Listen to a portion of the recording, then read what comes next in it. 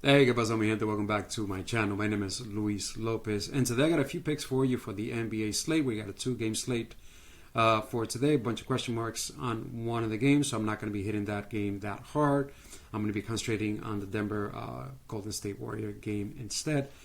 But before we do that, I have the slip on screen specifically that I hit over on Dabble. And the reason why I hit is because it's just a strategy that I use. Minimal research onto these three specific props. The others are heavily researched. These three specific props is just a strategy that I use. And I talked to you about that. I talked about Bam under PRA on the under, Kel Ware on the under, Andrew Wiggins on the under, because I expect Orlando to dominate Miami. That wasn't the case. The game stayed close. But I know that in the restricted area, in the paint area, Orlando is extremely tough, and that's where Bam, Andrew Wiggins, and Kale Ware get most of their production, points, rebounding, and assisting. And I said to you, no matter what the line was, I was going to take the under. All these lines were adjusted by the end of the day. They were bumped downwards, and they would have hit. They would have stayed. I still stayed on the under. So just wanted to share it to you because it is a strategy. Again, this strategy is I pick a team that's going to be dominated by the other side. Then I look at matchup. I look at history. I use Prop Madness, of course. I look at the matchup, the history they've had against this team, and what they've done. I did that really fast for you on the video. And I picked for you Bam, Andrew, and Kel Ware. I did not share this because I'd have a few hundred people following me, and this is highly risky. And the money that I put on this, I was okay losing it if I lost it. Only lost it because Mark Williams did not go over his 7.5 2-point attempted. Dylan Brooks took about 50,000 shots. Mark Williams only took 5. I expect Mark Williams to be more aggressive for the following games. I'll be looking for the same exact prop to take. Derek White, this is a prop that I took last year constantly. Whenever Jason Tatum wasn't there, cashed once again. First quarter prop, risky. Did not want to share it for you guys. I tried picking the best props for you to share. Bronson, tricky on the floor, gets himself to the line, rocked it with 13. All right, my friends, let's go into the picks that I have for you for these from these two games. The first game, a bunch of question marks on this game. Thunder taking on the Pacers. The Pacers are playing at home. This game has a 2-point spread. Game total of 234 and a half. From this game, I'm going over to Chet Holmgren. His point line at 17.5 is a good look to minus 130 to go on the over. I think most everybody has bumped it. No. Price Picks bumped it to 17.5. FanDuel, everybody basically has it.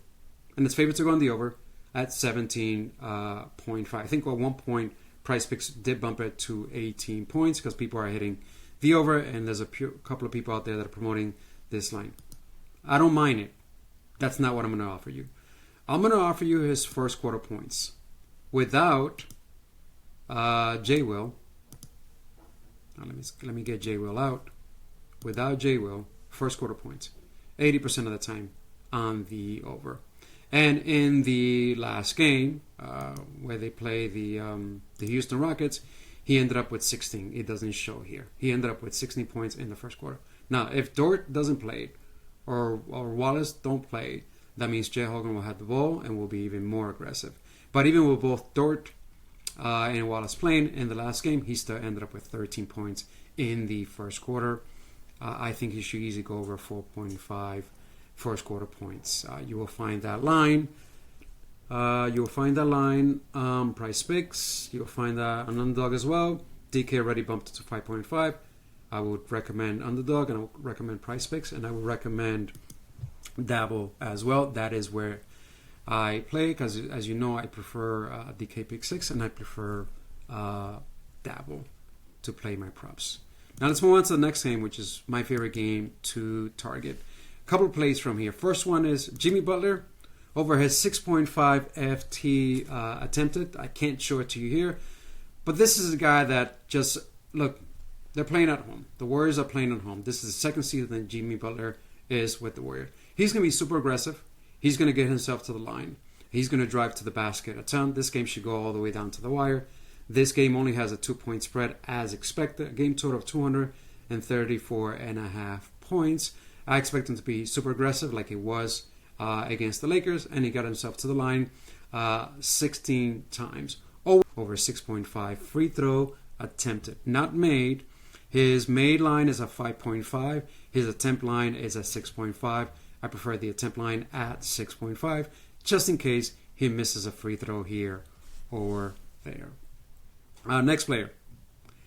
Slam dunk. Christian Braun. This is without Porter. This is what he has done without Porter. All right? This game should go all the way down to the wire. He's crushed his point line 100% of the time on the over. Averaging, season average, 15 points. Right here. His assist. Check this out. 6-2, 6-4 without Porter. Rebounds without Porter. 7, 6, 10, and 12. Massive. Instead of taking one or the other, I just decided to put it all together. 31, 34, 37, 34. His line is a 19.5. I took it at 20.5. I took the bump over on Dabo. Everybody has bumped it. DK has bumped it.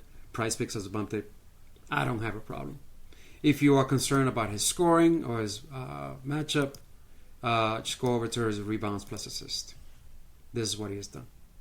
I just decided to add the point because he's super aggressive going towards the basket, and Jokic looks for him constantly for him to score.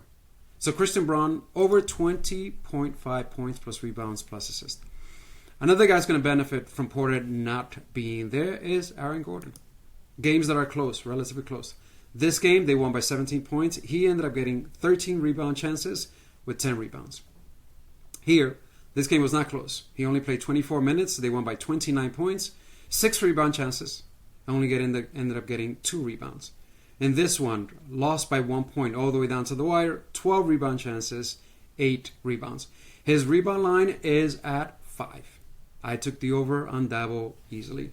FanDuel 5.5, Pinnacle 4.5, minus 157 to go on the over. They expect easily 5 from him. PrizePicks has it at 5. I don't mind this line on PrizePick at all. I took it on Dabo. I'll take it on PrizePicks as well. Without Porter being there, Aaron Gordon underneath the basket against a team that can rebound if their life depended on it, the Golden State Warriors. I think they'll double, triple, quadruple team the Joker, and Aaron Gordon would just be right there just waiting for those rebounds. So Aaron Gordon over 5 rebounds. Christian Braun over his 20.5 PRA. Jimmy Butler over 6.5 FT attempted. And Chet Holmgren over 4.5 points in the first quarter. Lean, Jonathan Kuminga. I like his assist on the over. In the last game, he ended up getting 6 assists. He did only have 6 assist chance. He ended up getting 6 assists.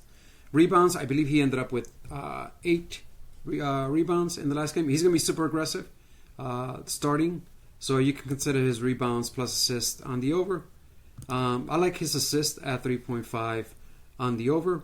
I think Dabo has it at 3. Let me see. Yeah, Dabo has it at 3. It's a minus 145 at 2.5. Oh, this is a fantastic line. Look, DK has it at 2.5. Wow, that's beautiful right there. For those on DK pick 6, DK is at 2.5. I'm taking that. Jonathan Kuminga over 2. I'll make that an official pick. Jonathan Kuminga over 2.5 assist over on DK pick 6. And anywhere else you may be able to find it. That's a great, just random lucky find for me. Anything else?